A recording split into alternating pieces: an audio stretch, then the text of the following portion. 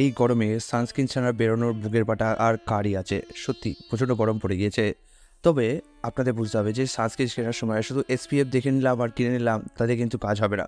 SPF এর পাশাপাশি আপনাদের দেখতে হবে সানস্ক্রিনটা যেন খুব ভালো পরিমাণে পিএ প্লাস প্লাস প্লাস থাকে।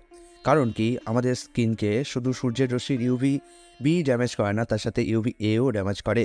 তাই ইউভি এ কে আটকানোর জন্য যত ভালো বেশি পিএ প্লাস হবে তত ভালো। এই যে সানস্ক্রিনটা উইশকেয়ারের, এটা একটা লাইট জেল। এটা যখন আপনি মুখে ব্যবহার করবেন তখন একদমই মনে হবে যেন কোনো সানস্ক্রিন মাখেনি। এবং এটার একটা ভালো যেটা দেখলাম যে কোনো হোয়াইট কাস্টের প্রবলেম দেখা যায় না। হোয়াইট কাস্ট হচ্ছে কি, অনেক সময় সানস্ক্রিন মাখলাম এবং মুখটা দেখা যায় কি সাদা সাদা সাদা সাদা হয়ে গেল। তো যখন বাইরে বেরোই তখন লোকে যেন বলে যে কী রে, মুখে কী মেখে এসেছিস, সানস্ক্রিন মেখে এসেছিস। তো এই একটা অকওয়ার্ড সিচুয়েশান এড়ানোর জন্য এই সানস্ক্রিনটা ইউজ করুন। এটা প্রথমত বেশ একটা ন্যাচারাল আছে এবং দ্বিতীয় কথা লাইট আছে, যে মুখে মাখার পর মুখটা হেভি মনে হয় না।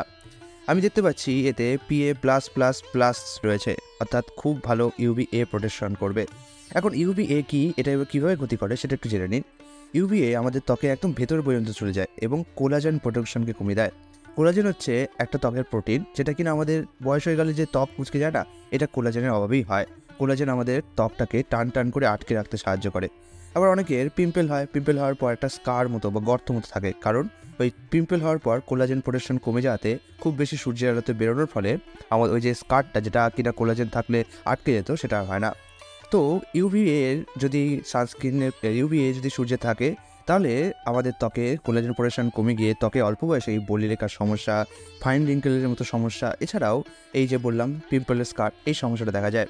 এই সানস্ক্রিনে পিএ প্লাস প্লাস প্লাস আছে, তো এটা খুব ভালো তাদের জন্য যারা ইতিমধ্যেই বেশ বলিরেখার সমস্যায় জুড়ছেন কিংবা পিম্পল হয়ে যাওয়ার পর স্কারের সমস্যায় জুড়ছেন।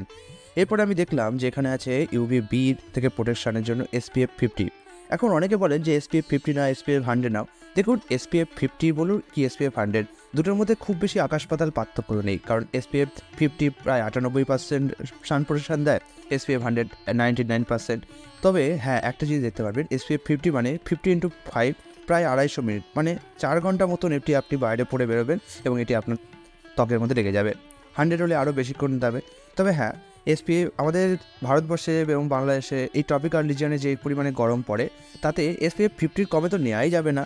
যদি এসপিএফ 25 নেন সেটা একদমই রেকমেন্ডেড নয়, বিশেষত গরমের দিনে তো নয়। তবে হ্যাঁ, যারা খুব বেশি বাইরে বেরোন না এবং অফিসে গাড়িতেই যাতায়াত করেন, এসি গাড়িতেই যাতায়াত করেন, আবার এসি গাড়িতেই ফেরেন, তাদের জন্য অতটা হার্শ না হলেও চলবে, তারা একটুখানি কম এসপিএফ দিয়েও কাজ চালাতে পারবেন। তো যাই হোক, এখানে দেখলাম এসপিএফ 50 আছে, তো খুব ভালো এটা এসপিএফ 50 ক্ষেত্রে। এসপিএফ পার্টনার হচ্ছে সান প্রোটেকশন ফোর্স।